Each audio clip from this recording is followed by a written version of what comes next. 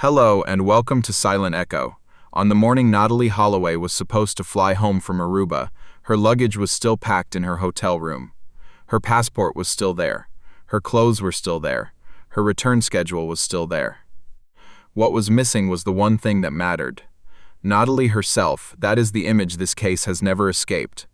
Not just a teenager who vanished on an island during a graduation trip. Not just a face that ended up on televisions across the United States and far beyond it, but a young woman whose life seemed to stop in the few hours between a crowded night out and a flight she never boarded. In the years that followed, there would be searches on land and at sea. There would be arrests and releases. There would be contradictory stories. There would be hidden recordings and extortion and public taunts, and a confession almost 2 decades later. But the part that gave this case its original force never changed. A girl went out for one more night with her classmates. By sunrise, she was gone. Some mysteries are powerful because almost nothing is known. This one became powerful for the opposite reason. Too many things were known, and too many of them refused to fit together cleanly. Natalee was not lost in a wilderness. She did not vanish on a remote road with no witnesses and no timeline. She disappeared in one of the most visible environments imaginable, a Caribbean island built on tourism. A graduation trip with more than 100 classmates.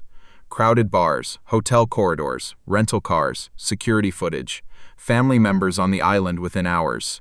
3 young men quickly identified as the last people believed to have been with her. And yet for years the case remained trapped in a strange place between apparent clarity and total uncertainty. That is what made it so magnetic and so corrosive. The broad shape of the case seemed obvious almost immediately. Natalee had been out late at Carlos and Charlie's in Orangestad.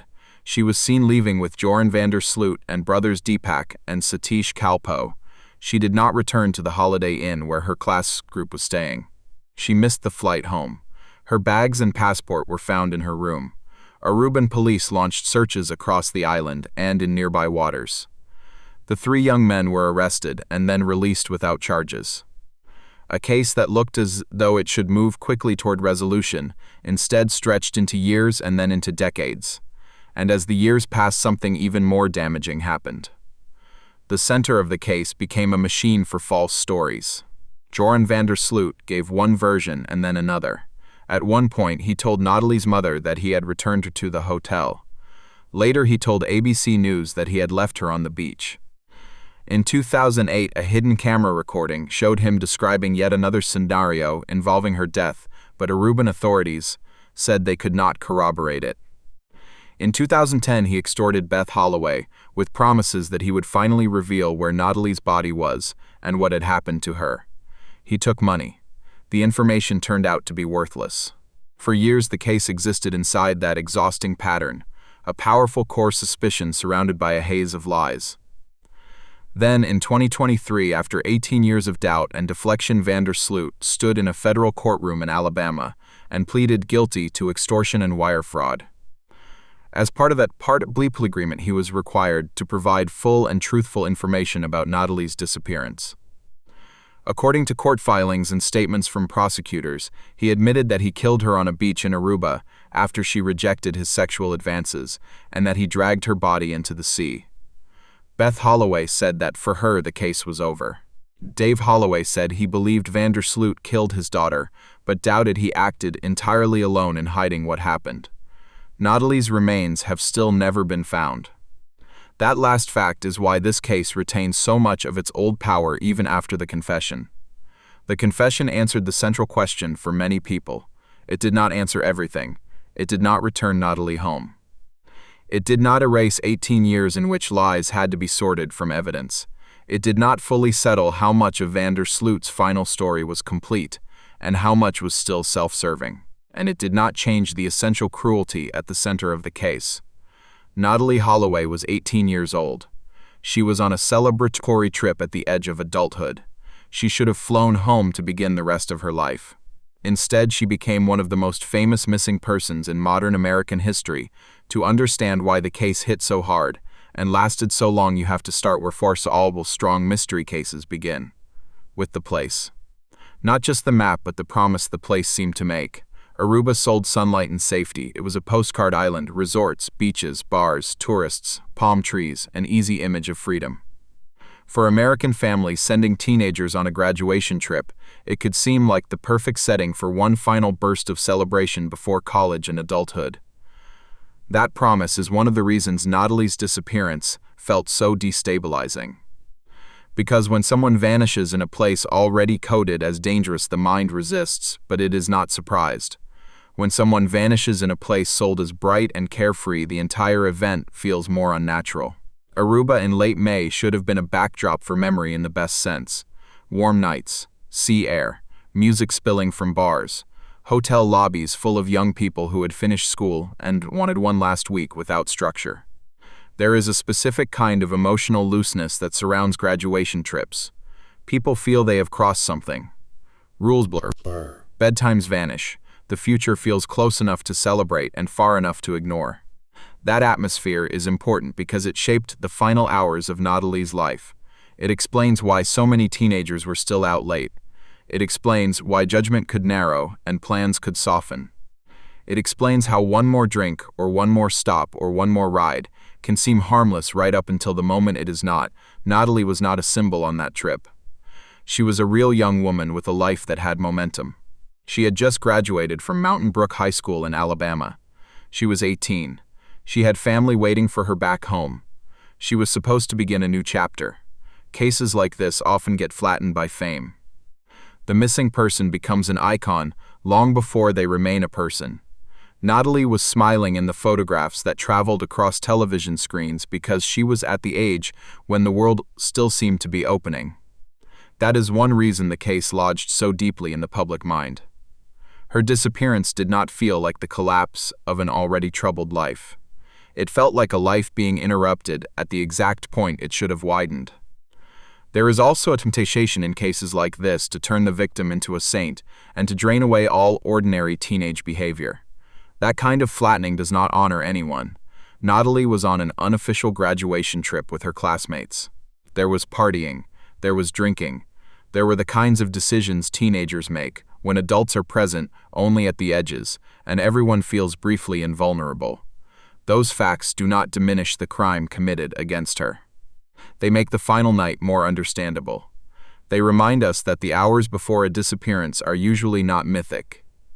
They are casual and messy and human. The known structure of the trip matters because it builds the timeline of absence.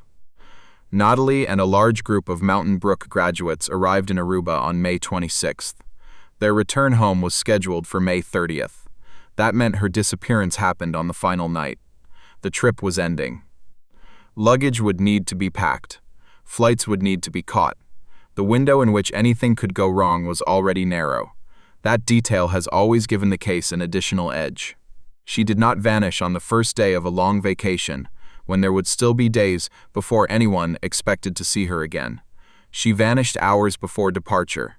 That compressed timetable is part of what made the case erupt so quickly. Missing person cases often begin in uncertainty because there is time for a benign explanation. Someone overslept. Someone changed plans. Someone missed a call. Natalee's case moved faster because those possibilities collapsed almost immediately. She was supposed to be on a plane. Her room still held the things a traveler needs to leave. She did not drift into a vague category of overdue. She failed to appear at a moment when appearing was non-negotiable. That is why panic set in so early, and why the investigation took shape so fast. It is worth lingering on the contrast between what the trip represented and what the case became. Graduation trips are rituals of transition. They are about closing one chapter and stepping toward the next. The entire emotional grammar of such a trip is future tense. Next semester, next city, next apartment, next life. Natalee's story became famous because it broke that grammar completely. On the last day of celebration, the future simply stopped. By the time people remember the name Natalee Holloway, now they tend to remember the media storm first. Helicopter shots, ocean searches, cable news panels, courtroom sketches, endless replays of photographs. But before all of that, there was just a final night on the island, and a sequence of ordinary choices that only became terrifying in hindsight. The night of May 29th moved in the way nights like that move for young people on group trips. There was music and heat, and the emotional looseness that comes with the end of adolescence. Natalee spent the night out at Carlos and Charlie's in Orangestad. The bar and nightclub would become one of the fixed points of the case, because it was the last public place where she was seen by people who knew her. In the language of missing persons cases, this is the point where a person is still inside the shared world. After this, everything becomes transfer, from the public to the private, from visible to uncertain, from one reliable witness set to another far less reliable one. According to widely reported accounts, she was last seen in the early hours of May 30th, leaving the club in a gray Honda with Joran van der Sloot and local brothers Deepak and Satish Kalpo. Joran was 17 at the time and attended the International School of Aruba. The Kalpos were slightly older. The car ride out of that nightlife district became the hinge on which the entire case would swing. Because once Natalee entered that vehicle, the case passed beyond what her classmates could directly describe. They could say she left. They could identify who she left with. But what happened after that would spend years dissolving into contradiction. That is the moment of fracture in this case. Not the later confession, not the arrests, not the media storm. It is the car pulling away from Carlos and Charlie's with Natalee inside, and the night closing around it. So many unresolved disappearances survive because the last known image is visually powerful. A hiker on a trail, a person on a grainy camera, an empty boat found later. In Natalee's case, the image is not of solitude at all. It is a social image. A teenager leaving a crowded place with other young people after a night out. An image that should suggest nothing more sinister than one more ride before the trip ends. That is part of why it still disturbs. The danger did not announce itself. There have always been small variations in how the final minutes are retold. That is normal in any case built from nightlife witnesses and later recollections. But the broad outline has remained consistent. Natalee left with men who were identified quickly. She did not return to the Holiday Inn. Surveillance footage showed she never came back to that hotel. She was scheduled to fly home later that day. Her packed luggage and passport remained in her room. Those details form one of the strongest and saddest evidence frames in the entire case. They do not prove what happened to her. They prove with brutal clarity that she did not simply decide to disappear into a new life. She was still oriented toward going home. Packed luggage is a quiet kind of evidence. It does not shock in the way a damaged car or a bloody scene does. It speaks in a different way.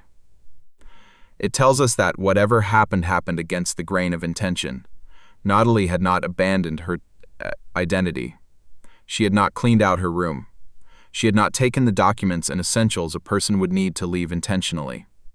The luggage waited for a departure that never came. That is one reason her hotel room became such a powerful symbol in the case. It was a small sealed version of an interrupted future. By morning, the normal rhythm of travel had already turned into alarm. Natalee did not show up for the return flight. For a teenager on a graduation trip, there are only so many innocent ways to explain missing a departure that important. A late wake-up, a roommate mix-up, a bad hangover. But those possibilities begin to die as soon as the room is checked and the person is not there. Natalee's room did not hold a girl who had slept through an alarm. It held the evidence of someone who had meant to return and never got the chance. The speed with which her family moved is one of the most important, but sometimes underappreciated parts of the case. Beth Holloway did not sit back and wait for the island to solve the problem. Public reporting from years later makes clear that she flew to Aruba in 2005 and quickly pieced together that Joran van der Sloot had left the bar with her daughter. She tracked him down. She questioned him herself. That detail matters because it strips away any fantasy that the crucial names somehow emerged only after weeks of detective work. They were present almost immediately. The identity of the people believed to be last with Natalee was never the mystery. The mystery was what they did and how much truth could ever be forced out of them. That immediacy is one of the central frustrations of the entire case. So many investigations are haunted by the fact that the last known person with the missing victim is unknown. Here that was not the problem. Beth Holloway and others learned quickly who had left with Natalee. Police were not chasing a faceless figure pulled from a blurry camera. They had actual names and actual people.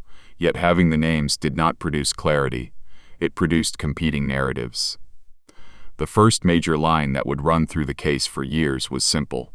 What was the true last point at which Natalee was alive, and under the control or company of the young men who took her from the bar? Sloot initially told Beth Holloway that he had dropped Natalee back at the Holiday Inn. That story had obvious value for him. If true, it pushed the point of danger away from him and back into the anonymous space between the hotel and whatever might have happened later. But surveillance footage showed Natalee never came back to the Holiday Inn.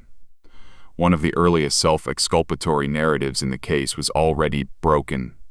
That matters not only because it exposed a lie, but because it established a pattern that would define everything after it. From the beginning, the most important witness in the case also behaved like the least reliable narrator. That is more damaging than many people realize. A murder investigation can sometimes advance even when a suspect lies, if enough physical evidence exists to corner him.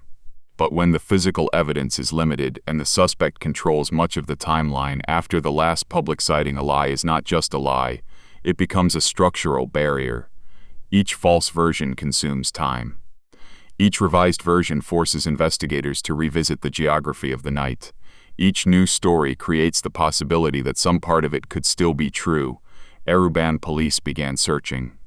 And the nature of Aruba made those searches both concentrated and difficult. On paper, an island can seem easier to search than a continent, because it has boundaries. In practice, those boundaries can be deceptive. There are beaches and hotels and roads and scrubland and water. There are landfills. There are countless places where traces can vanish quickly in heat and salt and human traffic. There is tourism and noise, and the constant movement of people coming and going. An island is not a sealed container just because it is surrounded by water. It is a place with exits. It is a place where evidence can be washed away, or covered by sunlight and routine before an investigation even fully forms. The early searches spread across the island and into surrounding waters. Aruban authorities were joined over time by the FBI and Dutch military personnel. Searches were carried out on beaches and in the sea. There were repeated efforts around areas suggested by tips and evolving theories. Yet the basic problem remained. No confirmed remains, no confirmed crime scene, no definitive physical trail that could narrate the violence. That absence shaped everything. It meant the case could not rest on forensic reconstruction in the way some homicide cases do. There was no recovered body to establish cause of death, no fixed scene from which blood pattern or trace evidence could be mapped. The investigation had to lean far more heavily on witness accounts and suspect statements than anyone would have wanted. And witness-based cases become fragile very quickly when the central witnesses have reasons to lie.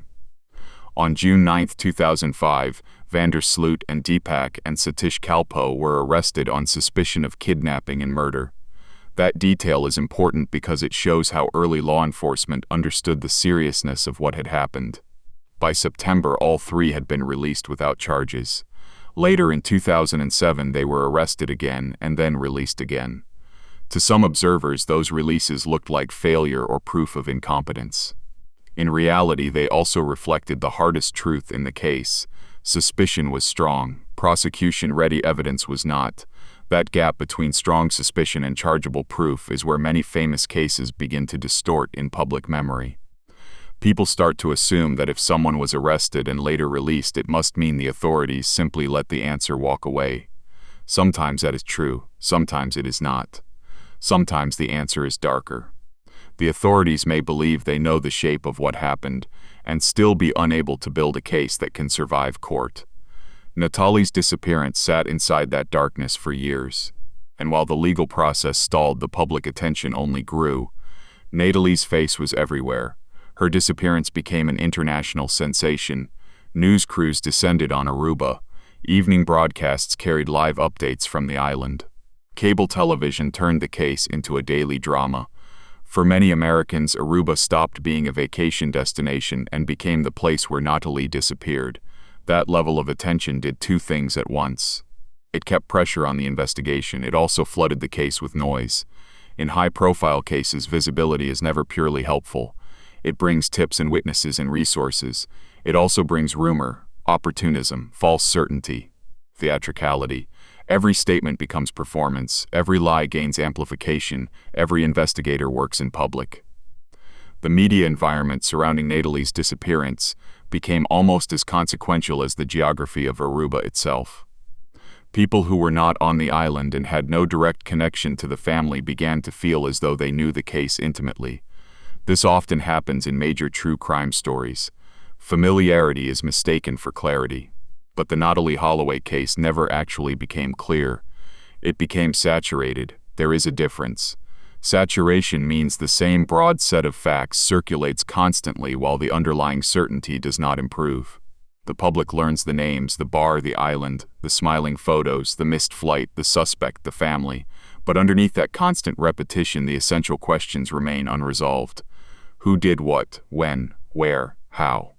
Why did the physical evidence remain so thin? Was Natalee killed by one person or more than one? Was the first violence planned or spontaneous? Could the truth still be extracted from anyone who mattered?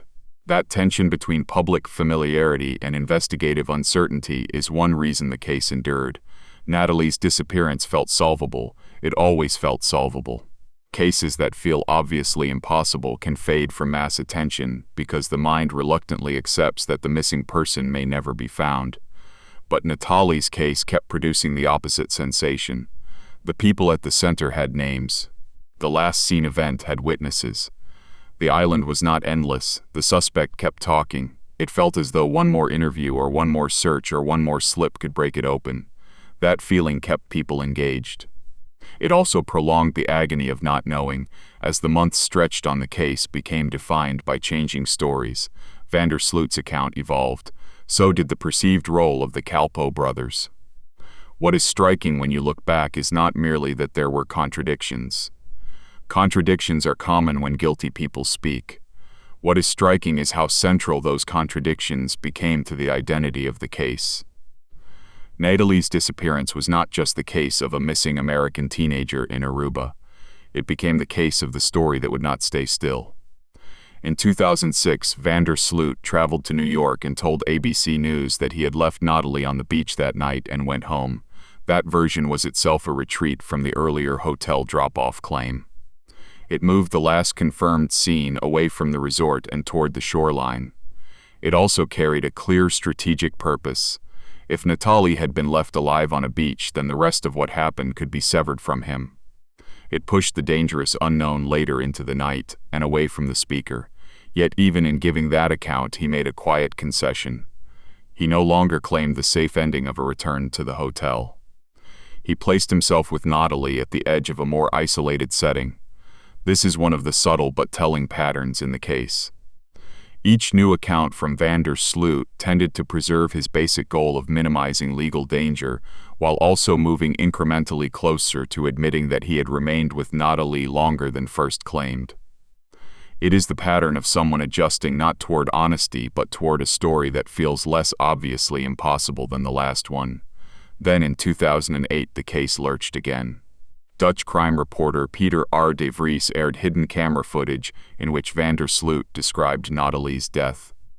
The broadcast hit with enormous force because for many viewers it seemed like the closest thing to a confession the case had ever produced. On the recording he spoke as though Natalee had suffered a medical crisis after sexual activity and that her body had been disposed of. It was a dramatic moment. It gave the public what looked like narrative closure. But Aruban authorities said they could not corroborate those statements. The case was reopened but not solved. That is the dangerous rhythm of the Natalee case in miniature. A new statement appears. The public surges toward certainty.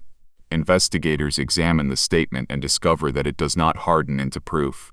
The case falls back into unresolved form. For the Holloway family, every new wave of attention meant fresh hope followed by another crash. For the public, it created the illusion that the answer was always just over the next hill. For the investigation, it meant constant movement without resolution. When authorities say a statement cannot be corroborated, that phrase can sound dry. In reality, it carries enormous weight. It means the statement may contain truths or partial truths or calculated inventions, but there is not enough supporting evidence to treat it as established fact. In a case like this, where the central speaker had already lied repeatedly, that distinction becomes essential. The public often wants detectives to pick the most vivid story and declare it the truth. Responsible investigators cannot do that. They have to ask what can be proved, not what feels narratively complete. Years later, this would become one of the central editorial challenges in telling Natalee's story honestly. There are many versions of the night in the public record. Some are dramatic, some are emotionally persuasive, some arrived wrapped in apparent confession. But before 2023, none of them resolved the case, because none of them produced the corroboration and accountability needed to close it. The extortion scheme in 2010 is perhaps the most revealing episode in understanding both Sloot and the structure of the mystery. By then, Natalee had been missing for 5 years. Beth Holloway had spent those years living in the brutal economy of missing person cases, where time does not settle grief because the question remains active. The person is absent but not fully gone. The possibility of discovery remains. That state makes families vulnerable to anyone promising knowledge. Sloot exploited exactly that vulnerability. According to prosecutors, he demanded $250,000 from Beth Holloway in exchange for information about the location of Natalee's remains. The proposed payment structure included money up front. During a recorded sting operation, Beth Holloway's attorney John Q. Kelly met Sloot at an Aruba hotel. $10,000 in cash was handed over, and $15,000 was wired to a bank account. In exchange, Sloot spun another version of the story. He claimed that Natalee had died after an accidental head injury, and that his father had helped dispose of her body in a house foundation. Later, the information was deemed worthless. That episode tells us several important things. First, it confirms that by 2010, Sloot understood the emotional market value of the truth, or of anything resembling the truth. Second, it demonstrates that even when money and legal pressure were involved, he still chose manipulation over honesty. And third, it shows how deeply the case had become a cycle of fresh narratives that dissolved on contact with evidence. The extortion was not an aberration from the pattern, it was the pattern stripped bare. There is a moral ugliness to extortion in any case. In this one, it feels especially severe because it weaponized the oldest pain at the center of the story. Beth Holloway was not paying for sensational details. She was not paying for gossip. She was paying for the possibility of bringing her daughter home, or at least knowing where to grieve.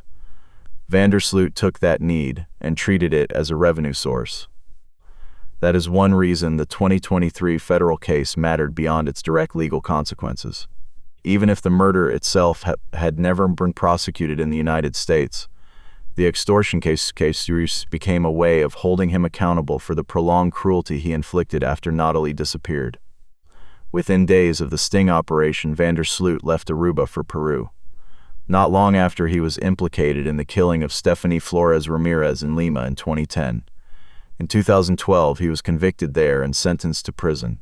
This matters in the Natalee case for 2 reasons. One is practical. His imprisonment in Peru shaped the long timeline that eventually led to his temporary extradition to the United States in 2023. The other is psychological. For many observers, the Flores murder seemed to confirm what they had long suspected about him. It did not prove what happened to Natalee, but it hardened the image of him as someone fully capable of lethal violence against a young woman. Even so, the Holloway case remained formally unresolved. Suspicion is not the same thing as a solved homicide. The years kept passing. Search efforts continued. So did documentaries, books, interviews, and debate. Natalee's father eventually petitioned to have her declared legally dead, and in 2012 an Alabama judge granted that request. The declaration did not resolve the disappearance in any emotional sense. It addressed the legal reality that more than 6 years had passed with no sign of her. For many people, that declaration was another reminder of how strange the case had become. A missing person case with one universally recognized suspect and still no body. A young woman legally declared dead while the exact truth remained contested. This is one of the reasons the case belongs to a very specific category of enduring mystery. It is not a mystery because nothing points anywhere. It is a mystery because too much pointed in one direction without fully locking into place. That makes it more haunting in some ways than cases with no clear suspect at all. The public could not stop circling the same conclusion. But the legal and evidentiary system could not fully ratify it. For nearly 2 decades, the case occupied that suspended state. Beth Holloway kept speaking publicly. Dave Holloway kept pushing for answers. Aruba continued to live under the shadow of a case that had become inseparable from its international image. And all the while, the foundational evidence frame remained exactly as cruel as it had been from the beginning. Natalee had gone to a bar. She left with young men. She never returned to the hotel. Her luggage and passport waited in a room she would never enter again. When a case lasts that long, it begins to split into layers. There is the event itself. There is the investigation. There is the public mythology built on top of it. And there is the emotional afterlife carried by the family. Natalee Holloway's case accumulated all 4 layers in unusual density. The event itself was simple and devastating. The investigation was prolonged and publicly contested. The mythology became enormous. The family's pain was extended by every new false lead and each fresh round of attention. That is why any serious documentary treatment of the case has to resist 2 temptations.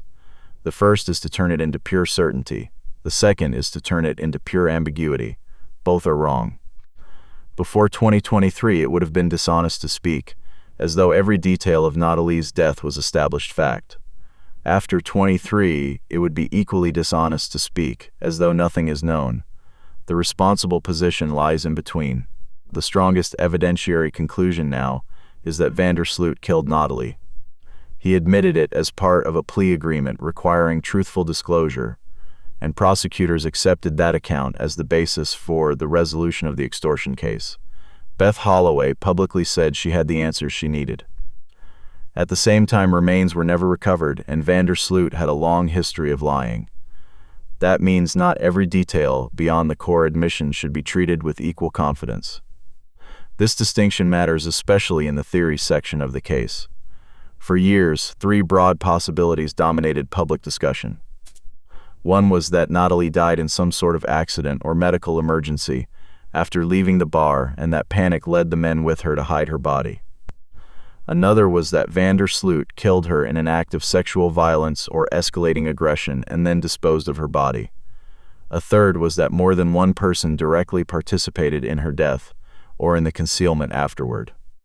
Lesser variations branched from those basic possibilities, but most serious discussion returned to them repeatedly. The first theory, accident and cover-up, gained traction, largely because it aligned with some of Sloot's intermediate stories, and because people often search for explanations that preserve a lower threshold of evil. If Natalee died from a fall or seizure or overdose, then the original violence could be imagined as absence rather than intention, and the horror would shift to the concealment. The problem with this theory is that it depended heavily on the words of a proven liar and repeatedly failed to produce corroborating evidence. Even when hidden camera statements or extortion claims seemed to gesture toward it, investigators could not verify the account. The second theory, intentional killing by Sloot, always carried the most weight because it fit the pattern of deception around the case and because he was the one who remained at the center of every version. After the 2023 confession, this became the strongest formal explanation by far. He said that Natalee resisted his sexual advances on the beach. He said he kicked her hard in the face.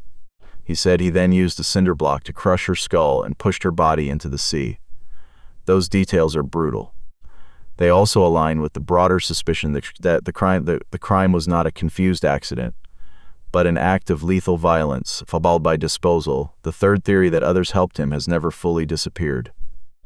Dave Holloway publicly said, after hearing the 2023 confession, that while he believed Sloot killed Natalee alone, he doubted he acted entirely alone in preventing the family from getting her back. That is an important nuance. It accepts the confession's central claim of who killed Natalee while preserves skepticism about whether the disposal and concealment narrative is complete. Given the long history of involvement by the Calpo brothers in the timeline and the repeated shifting of stories, that skepticism is not irrational. But skepticism is not proof. Publicly available evidence still leaves the question of direct assistance unresolved. What makes the case so effective for long-form storytelling is not only the crime itself, but the way the investigation kept returning to the same emotional contradictions. The family knew enough to suffer in a specific direction. They did not know enough to end the search. The public knew enough to suspect one man. It did not know enough to close the book. Each new development sharpened one part of the picture and blurred another. Take the beach. In many versions of the case, it is the recurring stage. Sloot eventually placed himself and Natalee there in the 2006 interview. In 2023, he said he killed her there. The beach works narratively because it explains certain absences. Water can take, tides can erase, shorelines can shift. It is a place where a body might vanish more completely than on open land. But the beach also creates problems. Beaches are not private laboratories of disappearance. They are exposed spaces. They leave traces under the right conditions. They are tied to tides and currents in search zones. When a suspect repeatedly uses a shoreline as the setting of his story, the question becomes whether he is describing what happened or choosing a location that conveniently swallows evidence. This is one of the reasons the confession did not erase every doubt. Not doubt about the central fact that Natalee was killed by Sloot. For many people, that doubt is gone. The remaining doubt concerns completeness. Did he tell the whole story because he was forced at last into truth, or did he tell the version of the truth that was least damaging to him while still satisfying the plea agreement? In other words, did the confession reveal everything or only enough? It is important not to turn that question into fake balance. There is a difference between healthy skepticism and endless denial.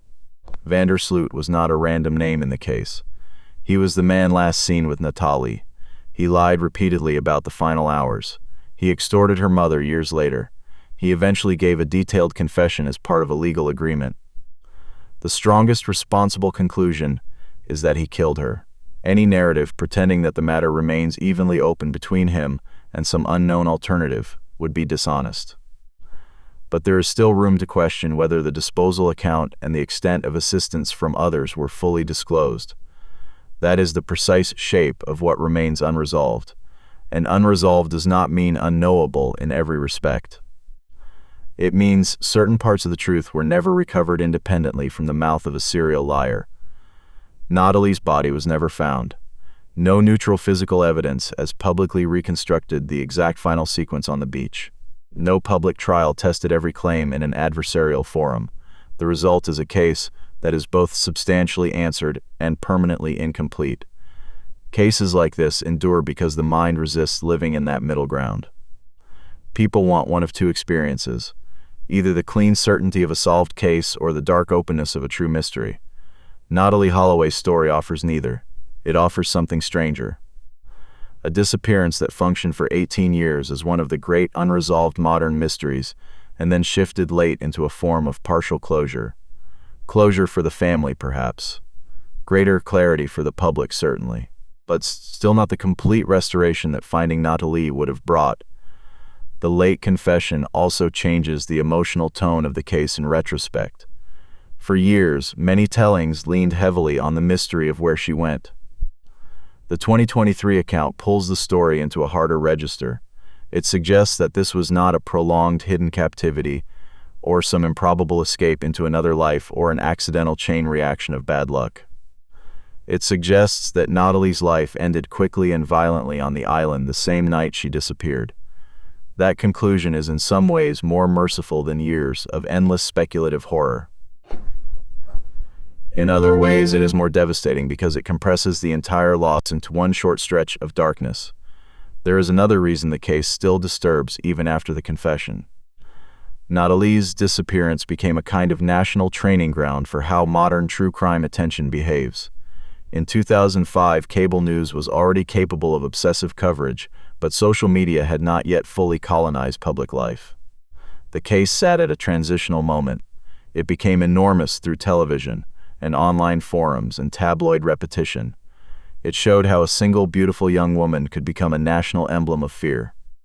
It showed how a family's private agony could be turned into a permanent public serial, and it showed how fame around a case can both sustain pressure and contaminate understanding. You can feel that contamination most clearly in the number of myths and half-memories the case generated. People who followed it casually sometimes remember details that belong to one of van der Sloot's false narratives, as though they were official findings.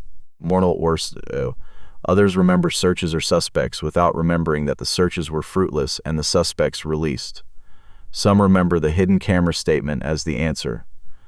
Others remember the extortion story as though it were validated. The Holloway case became so saturated that many people no longer distinguished between documented facts and public folklore. That is exactly why disciplined retelling matters now. The documented spine of the case is strong. Natalee Holloway went missing during a graduation trip to Aruba in May 2005. She was last seen leaving Carlos and Charlie's in a car with Joran van der Sloot and the Kalpoe brothers. She never returned to the Holiday Inn. Her luggage and passport remained there. Searches by Aruban authorities and later support from the FBI and Dutch military found no body. Van der Sloot and the Kalpoe brothers were arrested and released. Van der Sloot changed his story multiple times. In 2010, he extorted Beth Holloway with false information about Natalee's remains. In 2012, Natalee was declared legally dead. In 2023, van der Sloot pleaded guilty to extortion and wire fraud, and in connection with that plea, he admitted killing Natalee in 2005. That is the core. Everything else has to be measured against it. When you hold to that spine, the case becomes less chaotic and more tragic. It is the story of a young woman whose final hours were consumed by the lies of the person who killed her. It is the story of a family forced to navigate not just loss but manipulation. It is the story of an investigation in which no suspect kept talking without telling the truth. And it is the story of how long a body can remain absent while a case still dominates cultural memory. It is also the story of place. Aruba never stopped mattering in this case. The island's beauty did not protect Natalee.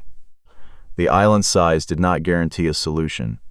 The island's dependence on tourism intensified the case in ways impossible to separate from the investigation. A disappearance on open water in the middle of the Atlantic becomes abstract quickly. A disappearance in a resort district, under hot daylight with cameras and taxis and hotel staff, becomes intimate and political. Every map of Aruba that appeared on television after May 2005 was really a map of a promise broken. A vacation destination had become the site of a missing American teenager and could not shake the stain. That may sound unfair to the island, but it is part of the documentary reality. Places absorb the stories attached to them. The Natalee case changed the symbolic meaning of Aruba for millions of people who had never been there. Even after the confession, the island remains inseparable from the question of what its beaches kept hidden and what its investigation could not deliver in time. And then there is the simplest fact of all. Natalee was 18. That is a crucial number, not because it made her legally an adult, but because 18 is the age of threshold, the age where parents are expected to loosen their grip, the age where the world says freedom is now appropriate, the age where one last trip before college feels earned. Her disappearance became a nightmare for families, precisely because it struck at that threshold. It transformed normal parental letting go into a source of terror. Every enduring missing person story has an object or set of objects that carries the emotional weight of the case long after the investigative file becomes too large for ordinary people to hold in their minds. In Natalee's case, those objects are simple: a passport, packed luggage, a hotel room. They are not dramatic objects. They are departure objects, tools of return. That is why they are so powerful. They belong to the future she expected. Imagine that room on the morning of May 30th, the trip ending, classmates waking, chatter about flights and clothes and who had stayed out too late. Somewhere inside that ordinary travel confusion, there is still a small expectation that Natalee will appear. Then the expectation shifts into search. Then the room becomes evidence. The bags stop representing movement and start representing interruption. It is one of the most chilling transitions in any case like this. The everyday paraphernalia of travel becomes a record of a future canceled before dawn.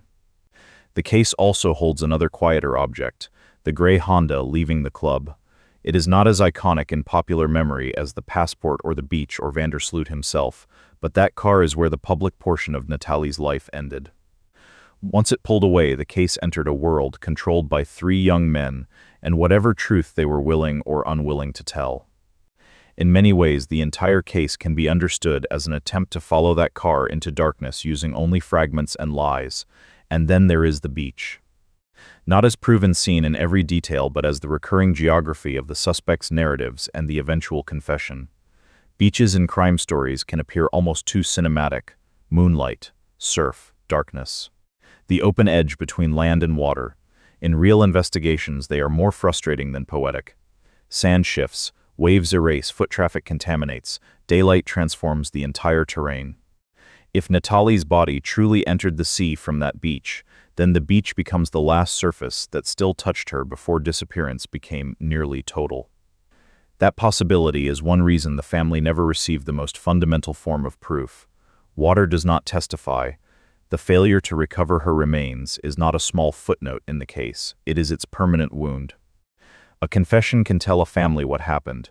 It cannot replace the act of bringing someone home. Human grief is material as much as emotional. Families want location, they want the right to bury. They want the right to stand somewhere fixed and say this is where the search ended. The Holloways never received that. That is why even the 2023 confession did not fully transform the case into an ordinary solved homicide. It solved the question of agency for many people. It did not solve the question of recovery. This is where the case separates into two parallel truths. One truth is legal and narrative. In 2023, the central suspect admitted killing Natalee and was sentenced in the extortion case tied to the disappearance. Beth Holloway said she finally had answers. That truth matters. The second truth, physical and emotional. Natalee's remains have still never been found. No murder charge was tried in Aruba. No grave exists. That truth matters just as much. Together they create a rare form of ending that is not really an ending at all. In documentary storytelling, there is always pressure to identify the perfect moment of revelation. A twist, a piece of tape, a search result, a courtroom line. Natalee's story resists that because its most important revelation came late and yet did not erase the old uncertainty completely. There was no single scene in which the whole case snapped into pure clarity. Instead, there was a long attritional war between truth and distortion, with the truth finally emerging in a form that still left empty space behind it. You can trace that war almost year by year. In 2005, the immediate drama of the disappearance and the rapid identification of the young men who left the bar with Natalee. In 2006, the beach version of the story in the ABC interview. In 2007, more arrests and more release. In 2008, the hidden camera narrative and another burst of apparent resolution that failed to hold.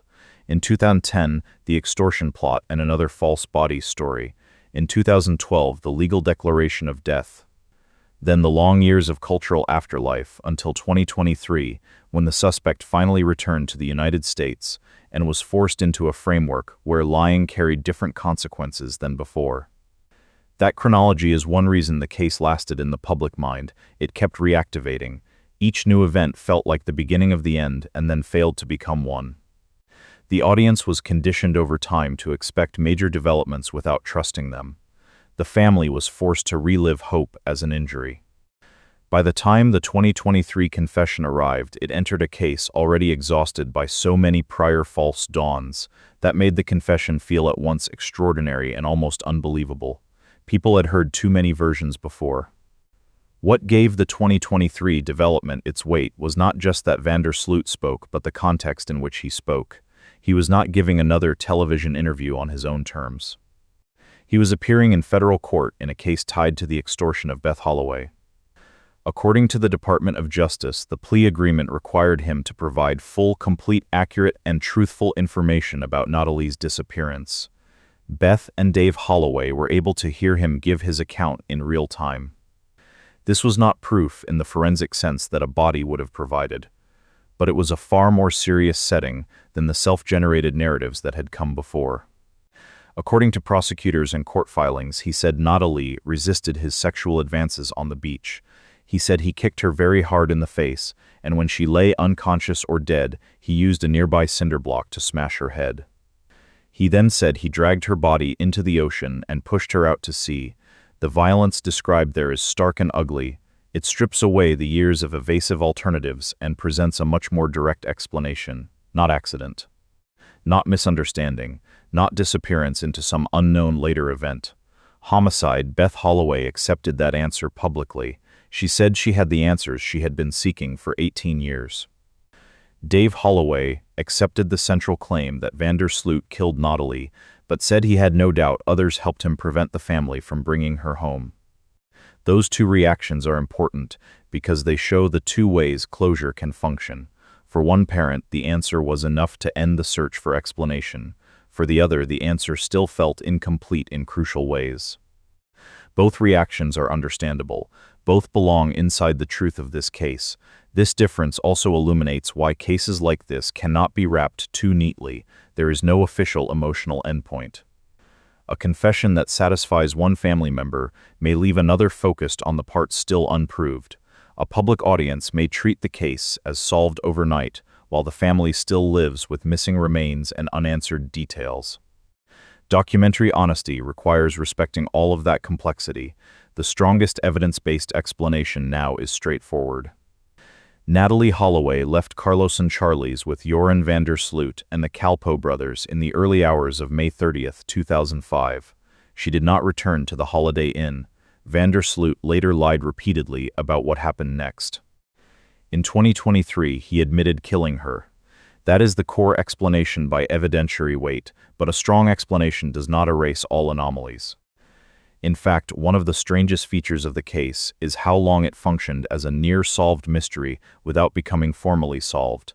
Why did it take 18 years to force the killer into an admission? Why were the search efforts unable to recover remains? How much did the lies of multiple people distort the window in which evidence could have been located? And did anyone beyond Sloot materially participate in the disposal or concealment? These are not small loose ends. They are the unresolved architecture around the central fact of murder. Take the question of the Kalpoe brothers.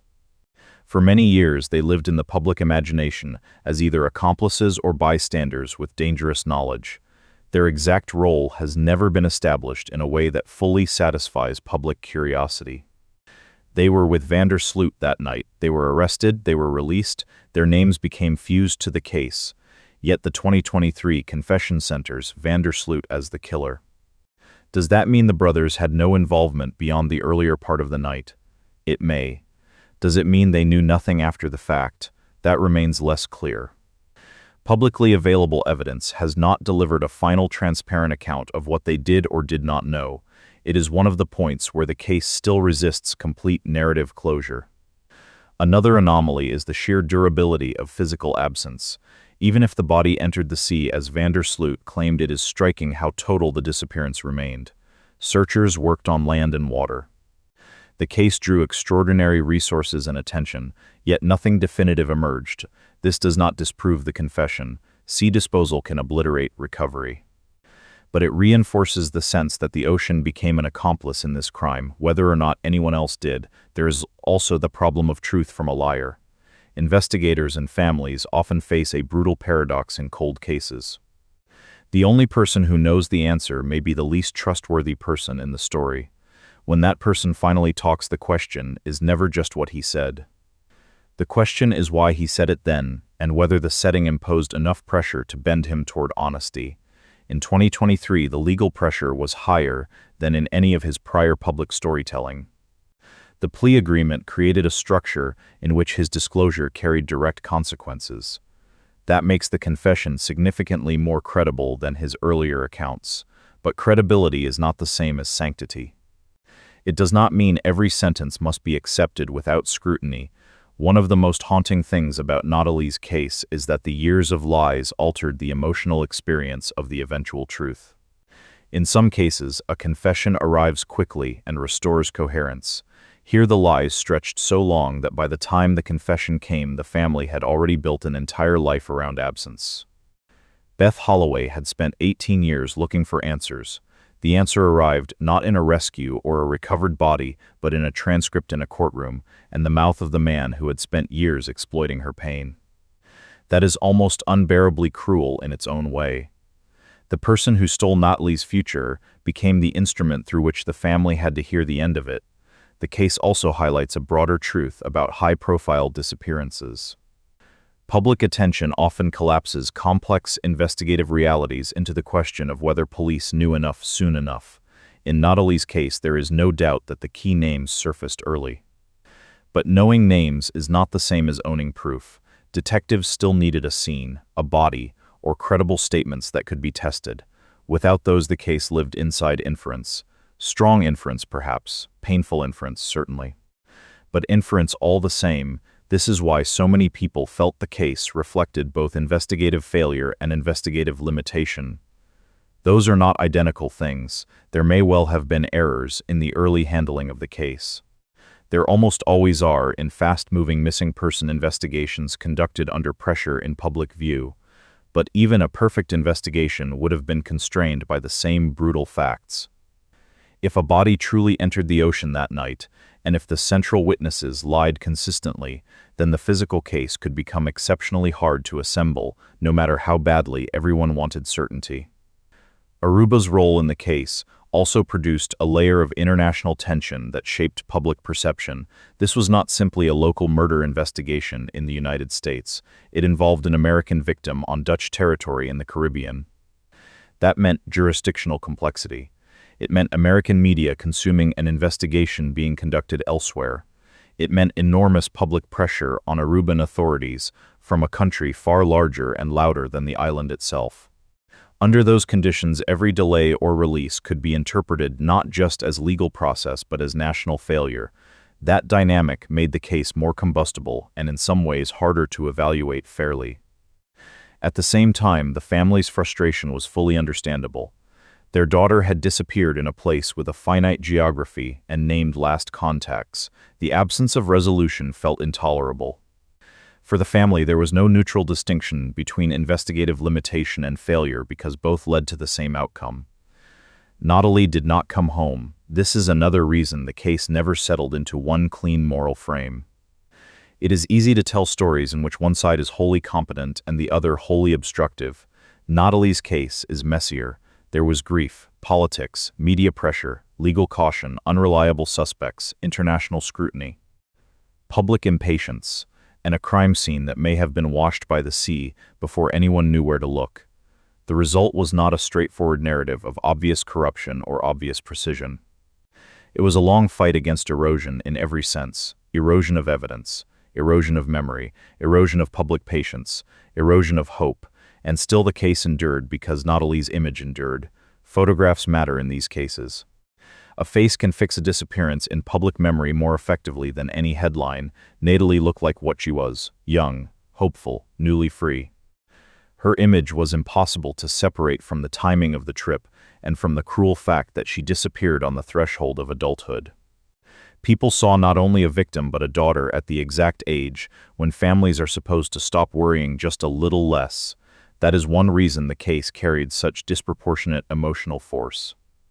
It also carried a specific kind of American fear, not only fear of crime abroad, but fear of how quickly the bright stage set of leisure can turn into a crime scene.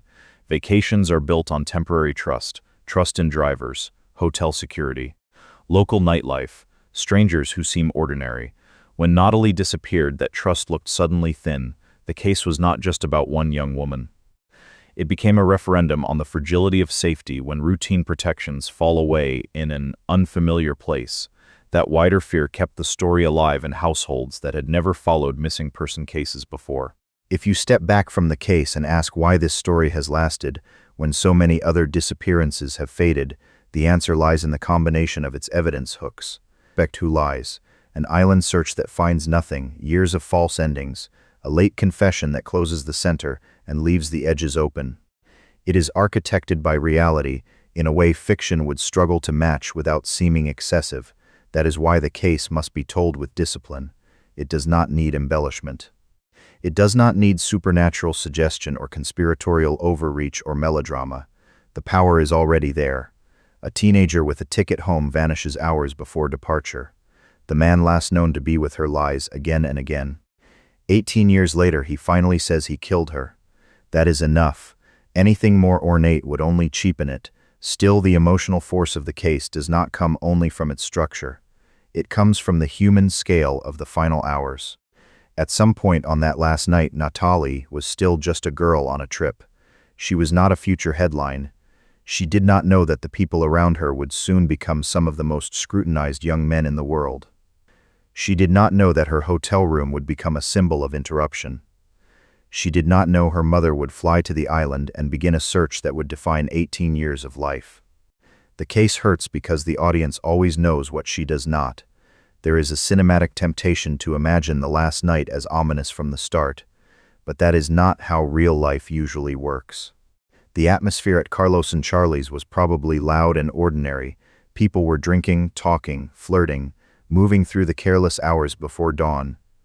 The ride away likely did not look exceptional from the outside. That is the real terror in so many disappearance cases. The decisive moment often enters the world looking exactly like any other moment. When the case first broke, many people expected time to solve it. Not necessarily immediately, but eventually. That is a common faith in high-profile crimes. The world feels too illuminated now for someone to vanish and leave nothing behind forever. There are cameras, records, witnesses, oceans of coverage. Surely visibility itself will force resolution. Natalee's case was a lesson in how incomplete that faith can be. Even in a visible case with a visible suspect and global attention, the truth can remain delayed by years if the physical evidence is thin enough and the lies are persistent enough. And yet time did solve one part of it eventually. Or more precisely, time and pressure and the narrow legal doorway created by the extortion case. There is irony in that. For years, the disappearance itself remained legally beyond reach. What finally cornered Vander Sloot in the United States was not a murder indictment for Natalee's death, but the later scheme in which he tried to profit from Beth Holloway's grief. In one sense, that is unsatisfying. In another, it feels deeply appropriate. The cruelty did not end when Natalee vanished. It continued through manipulation and false hope. The law reached him through that cruelty and forced an answer at last. The Department of Justice announcement in October 2023 was dry in official language, but emotionally enormous in consequence. Vander Sloot pleaded guilty to extortion and wire fraud and was sentenced to 20 years in prison. According to the plea agreement, he had solicited money from Beth Holloway in 2010 by promising to reveal the location of Natalee's remains and the circumstances of her death.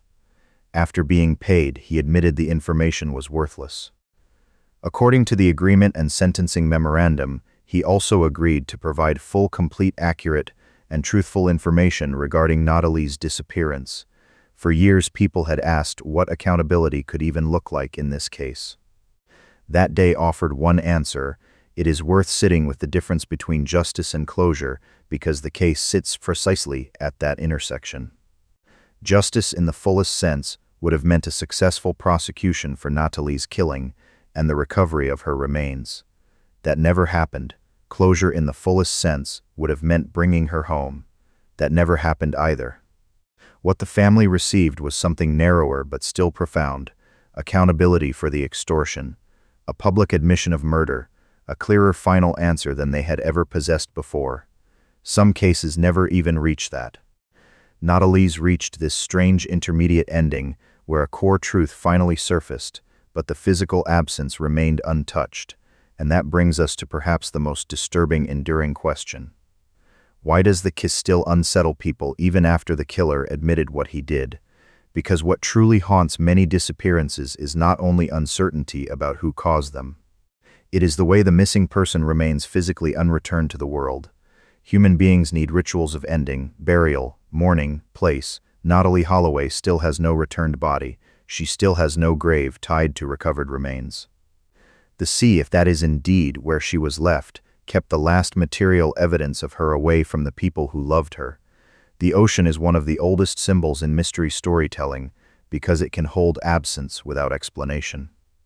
But here again, the case does not need symbolism.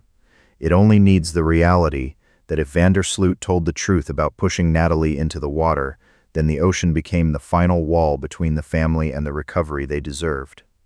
That is not poetic. It is devastating. Some viewers may ask whether the case should still be called a mystery at all. That depends on what exactly we mean by mystery. The killer is no longer a true mystery in the same way he was for the public before 2023. The core act of violence is no longer a mystery in the same way it was when the case consisted only of contradiction and suspicion. But the complete final truth still has blind spots.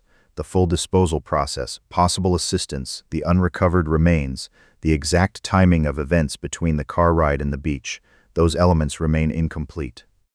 So the case has changed category without losing its power. It is no longer simply the mystery of where Natalee went.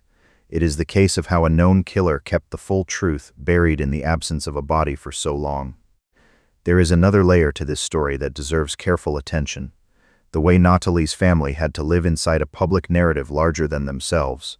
High-profile cases often rob families twice, first through the loss itself, then through the transformation of that loss into national property. The Holloways did not merely grieve, they did so while every development was dissected on television and in newspapers and across the internet. Beth Holloway in particular became one of the most visible missing persons mothers in America. That visibility helped sustain pressure. It also demanded extraordinary endurance. To continue searching publicly year after year requires a kind of emotional discipline that most people never have to test.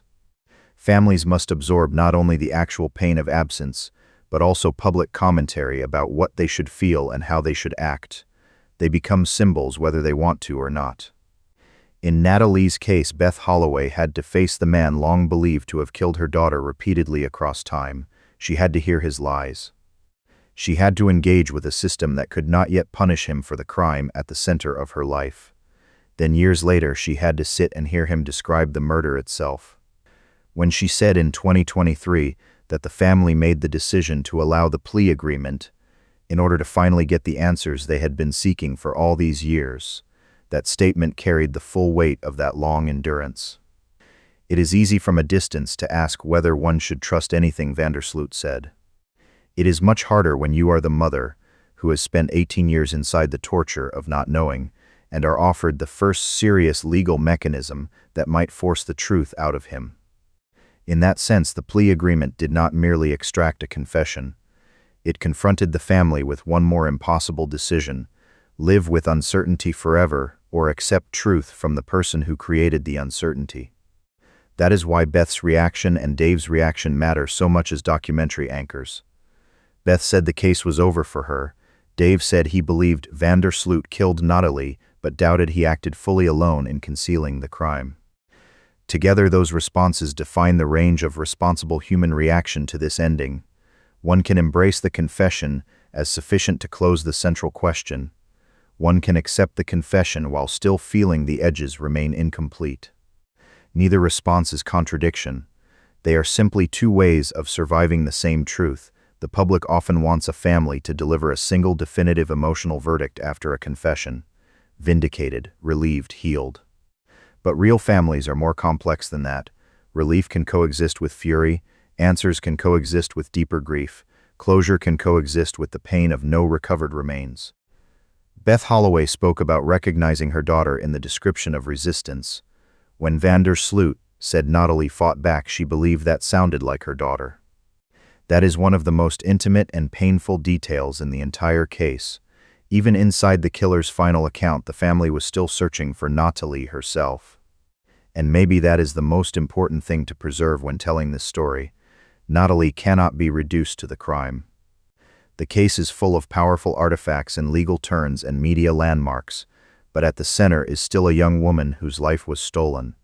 Too many famous cases become stories about suspects because suspects keep producing events, interviews, arrests, court dates, lies. In Natalee's case, Sloot generated so much narrative gravity that he threatened to eclipse the person he killed. A serious documentary has to resist that pull. The point is not his psychology for its own sake. The point is the life he destroyed and the truth he withheld. This is also why the early hours of the case remain so important, no matter how many later developments piled on top of them. The final bar, the ride away, the hotel room, the missed flight, those are not just origin facts. They are the moral core of the story. Everything later grew from that simple violation. A young woman on a celebratory trip disappeared between ordinary nightlife and morning departure. A family went looking for her and found only lies. That remains the beating heart of the case even after the confession.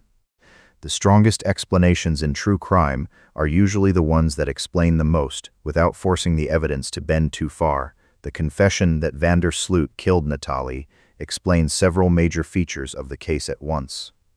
It explains why his stories kept changing. It explains why no safe return ever occurred. It explains why extortion based on promised knowledge was possible. It explains why the case stayed centered on him despite years without charges. It also explains why the early broad public intuition around the case never fully went away. People sensed long before formal closure that the center of gravity was already fixed. What the confession does not fully explain is everything after death, disposal, timing, the roles of others, if any. And because the suspect lied for years before finally speaking under legal compulsion, people will continue to examine those unresolved areas. That is reasonable. What is not reasonable is using those unresolved edges to deny the now overwhelming central conclusion. The case demands discipline precisely because it contains both certainty and uncertainty at once. This balance is what keeps the story haunting rather than merely closed. If Natalee's remains had been recovered and every detail independently confirmed, then the case would still be tragic, but its afterlife would be different. It would belong more fully to the category of solved homicide. If no confession had ever come and the suspect had died silent, then it would belong to the category of permanent unsolved mystery. Instead, it exists between those worlds. That unusual status is why it still holds the imagination. It is a resolved crime surrounded by unresolved space. The years between 2005 and 2023 can also be read as a lesson in how missing person cases age. Evidence does not remain static. It decays, memories shift, witnesses drift. But another thing happens as well. The meaning of the evidence changes. In 2005, the bar exit and the missing hotel return were urgent leads. In 2010, they became the foundation against which extortion lies were measured. In 2023, they became the beginning of a timeline that finally pointed more clearly to homicide. The same facts can serve different functions as a case moves from search to suspicion to partial closure. When Natalee disappeared, many people thought the decisive question was where she was. Years later, the decisive question became which version of the last night was closest to truth. In 2023, the decisive question changed again. Not who killed her, but whether the killer was finally telling the whole truth. Cases evolve like that. They move from absence to inference to interpretation. The tragedy is that the person at the center remains equally gone throughout. There is also the human fact that time does not reduce the cost of those years simply because an answer comes later. 18 years of not knowing cannot be retroactively healed by a confession. They can be contextualized. They can be partially relieved. They cannot be erased. Beth Holloway still lived those years. Dave Holloway still lived them. Natalee's friends and classmates and relatives still carried the uncertainty through marriages and jobs and illnesses and deaths and all the ordinary events of life that continue whether grief is ready or not. The confession altered the ending of the story.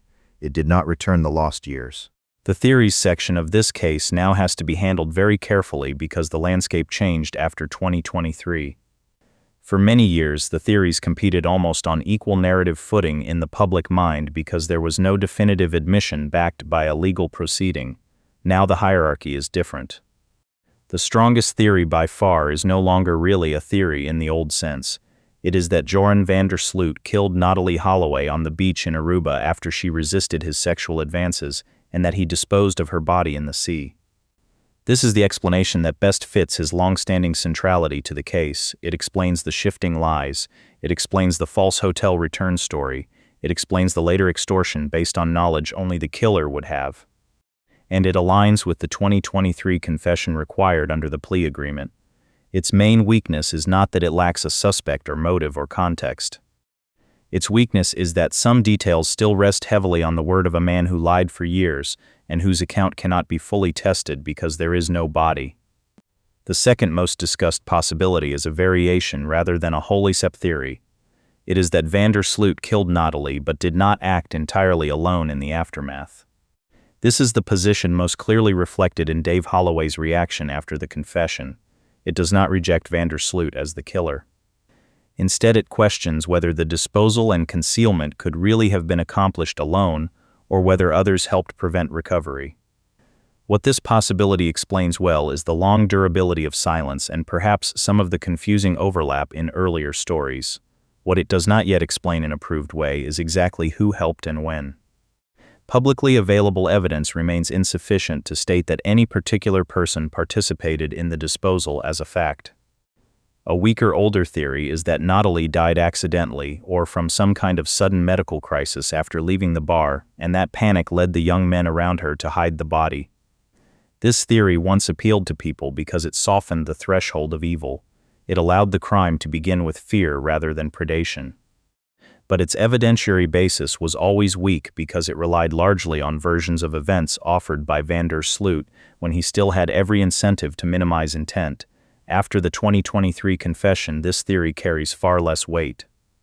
It might still appeal emotionally to those who want a less monstrous explanation, but it no longer stands as the strongest rational one. A much weaker cluster of possibilities involves scenarios in which Natalee somehow left the company of Sloot and the Kalpos alive, and then encountered some unknown third party. This was one of the only ways to imagine innocence for the named young men early in the case.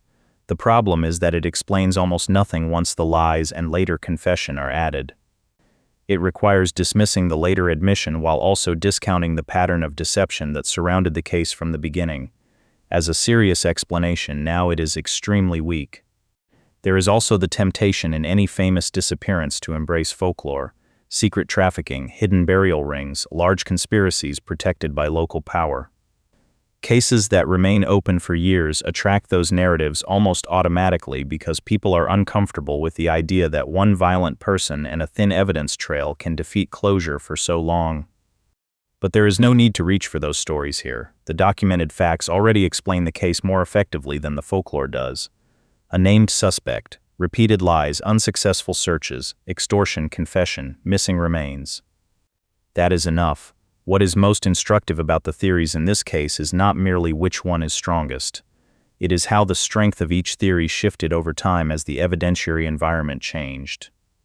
In 2005 or 2006, an analyst had to live with more uncertainty about the final act. By 2010, the extortion plot made Sloot's manipulative relationship to the truth unmistakable. By 2023, the plea-based confession moved the balance decisively toward intentional homicide by him. Theories are not static, they rise and fall with what is known. That matters because retrospective storytelling often cheats. It takes what is known now and projects it backward as if everyone should have been certain from the beginning. Natalee's case should not be told that way. The public suspicion of Sloot was early and intense and understandable. But there is still value in remembering how frustratingly incomplete the case remained year by year. Doing so helps explain why the family endured so much whiplash and why investigators could not simply convert suspicion into resolution. There is another weak spot in the case that should be acknowledged honestly. Because the body was never recovered, and because the suspect lied so many times, some parts of the final narrative will always be more vulnerable than others. That does not weaken the central conclusion that Sloot killed Natalee. It does mean responsible storytellers should avoid over-precision where the evidence does not support it. We do not know every sentence spoken on the beach. We do not know the exact minute the fatal violence began. We do not know whether every detail of the disposal account is complete. To pretend otherwise would repeat the case's oldest problem, certainty without proof. At the same time, underclaiming can be just as misleading as overclaiming. It would be wrong to suggest that the case remains evenly balanced among many competing explanations. It does not. The confession changed that. What remains open are secondary questions. That distinction is crucial to preserving rigor. This case is therefore a rare example of a mystery whose central mystery has mostly collapsed while its emotional force remains intact. That can be hard for audiences to process. People often follow true crime for suspense and revelation. Natalee's story now offers something more sober. It offers revelation without restoration. The killer spoke. The dead did not return. The case clarified. The grief did not end. Perhaps that is why the final confession feels less like a dramatic twist than like a hard settling of weight. It did not transform the story into triumph. It transformed it into a more explicit tragedy. For 18 years, the world argued over versions. In 2023, the argument narrowed. Underneath the noise, there had always been one simple fear, that Natalee did not survive that night. The confession made that fear official, and still there are the remains, still the sea, still the missing grave, still the possibility that parts of the final concealment are known only to the dead and the untrustworthy. That is why the case still belongs on a channel like this one. Not because it is an open-ended puzzle box in the old sense, but because it remains one of the clearest examples of how a violent crime can be both substantially answered and permanently incomplete. There is a final way to look at Natalee Holloway's story, and it may be the most unsettling of all. Strip away the media spectacle, the national debates, the suspect's later crimes, the books and documentaries and interviews. What remains is a timeline so short it almost feels impossible. Nightclub, car, beach, absence, that is all. One ordinary social transition from a crowded public place into private darkness and a life is gone. The shortness of that timeline is what makes the case feel so heavy even after all these years. Many mysteries seem vast because they unfold over days or weeks. Natalee's appears vast because it opened in hours and then could not be closed for 18 years. The event itself may have been brutally quick. The uncertainty around it lasted a generation. That contrast between short event and long aftermath is central to the emotional force of the case. It means the public keeps returning not only to what happened but to the disproportion between cause and consequence. A short ride after a night out should not become an 18-year war for answers. A beach should not become a permanent void, a packed suitcase should not become a relic, but in this case all of that happened.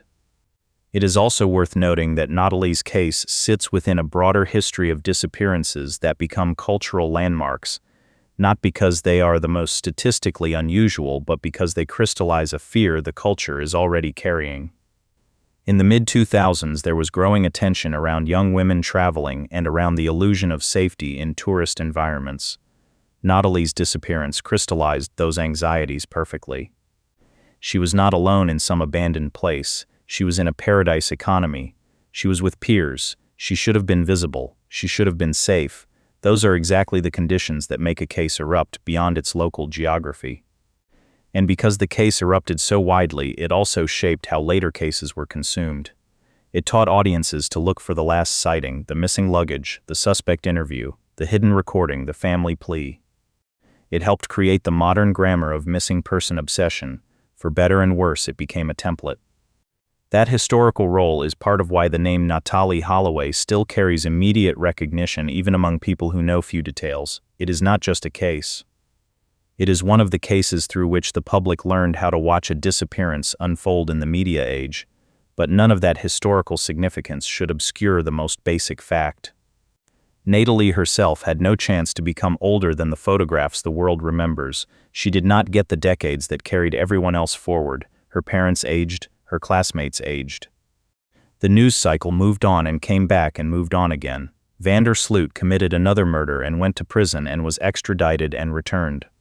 The world kept changing. Natalee remained 18 in every image. That is a quiet violence of its own. Missing persons do not age publicly in the way the living do. They are held in the age they were stolen. For families, this creates a permanent emotional dislocation. The daughter in the photograph remains young while the mother and father move through middle age and beyond. The person lost is frozen while grief changes shape around them.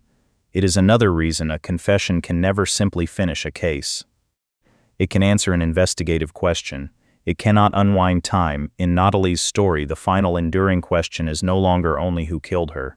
For many people, that question has been answered. The deeper enduring question is how a case with so much early focus still managed to deny full recovery and full accountability for so long. The answer lies in a brutal combination of factors. A crime committed in an environment that complicated physical recovery, a suspect willing to lie repeatedly, an investigation forced to operate under global scrutiny. A body that if truly cast into the sea may have passed beyond human retrieval very quickly. None of these factors is supernatural. None requires conspiracy. Together they are more than enough. That is why the story remains so disturbing. It reveals how fragile truth can be when the person holding it chooses deceit, and when the physical world helps erase the evidence. People like to believe that in a famous case the light will always be bright enough. Natalee Holloway's case says otherwise.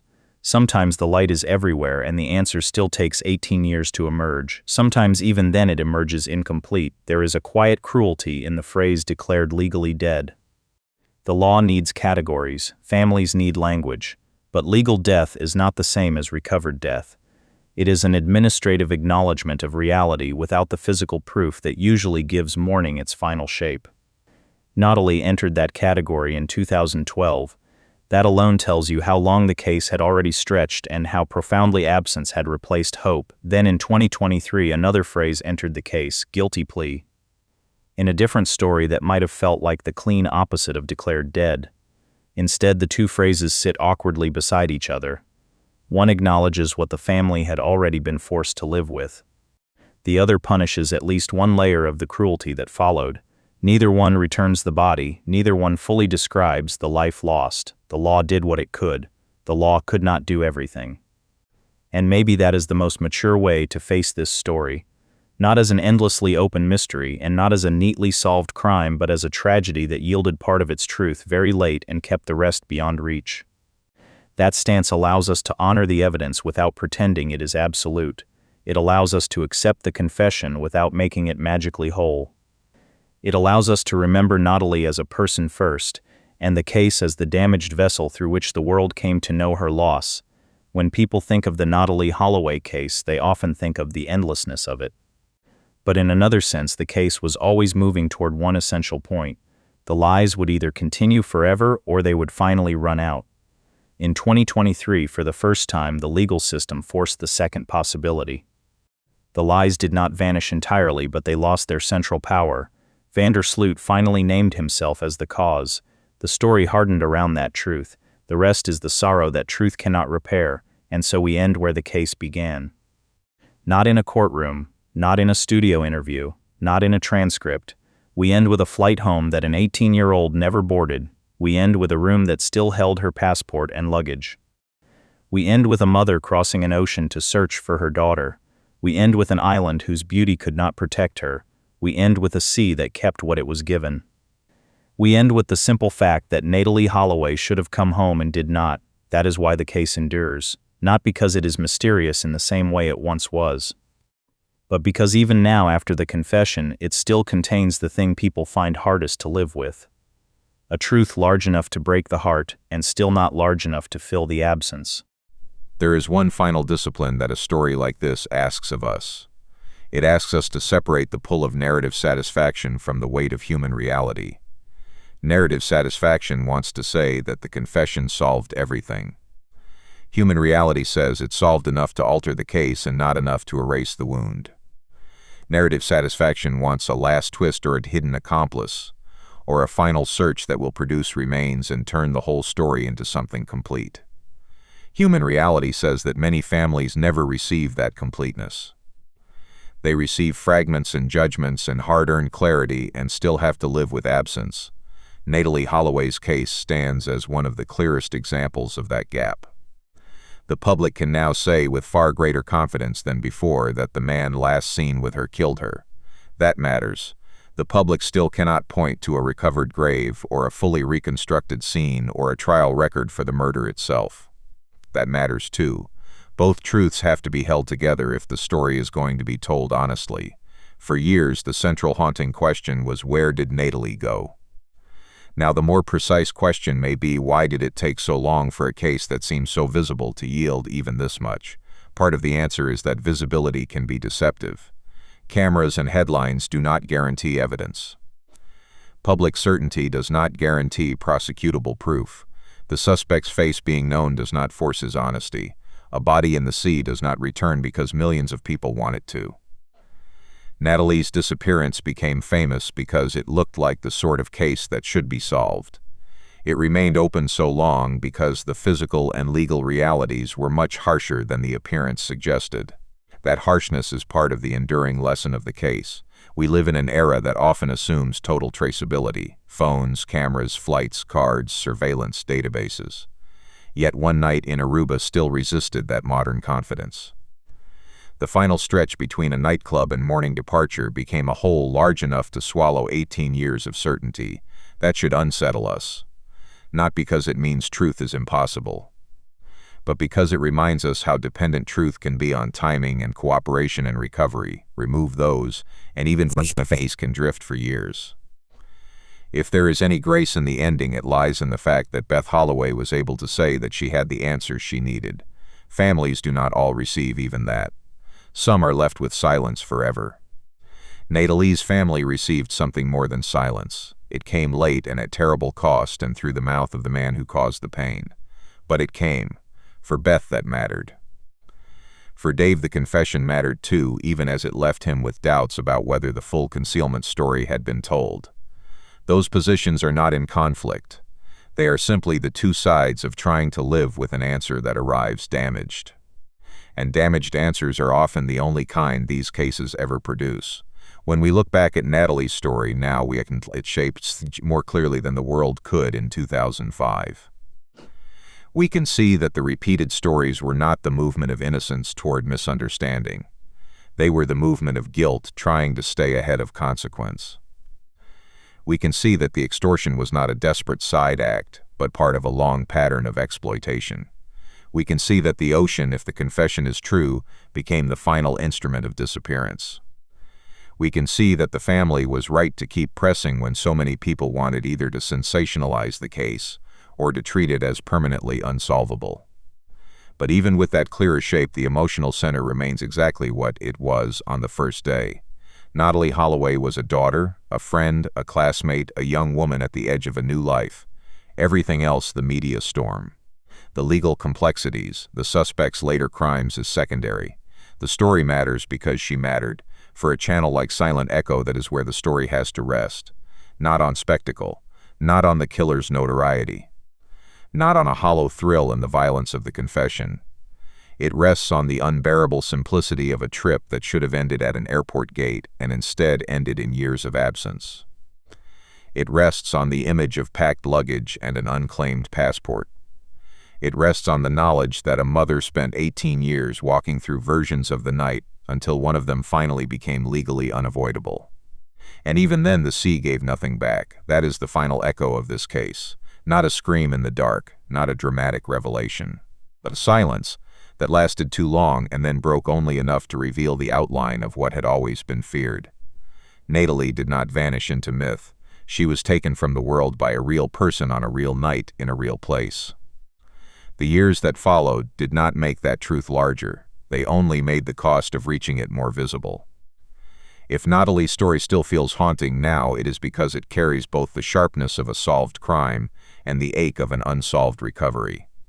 It is because the center finally spoke while the edges remained dark. It is because her family got answers but not the return they deserved. And it is because the case reminds us that some of the most painful mysteries are not those with no answer at all.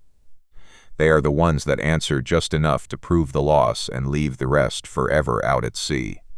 Thank you for watching Silent Echo. If this case stayed with you, share your thoughts in the comments. If you value careful, evidence-driven mystery documentaries like this one, please subscribe to Silent Echo and like this video. It helps the channel grow and it helps more people find these investigations. And if you want to stay with us for the next case, stay close. There is always another silence waiting to be understood.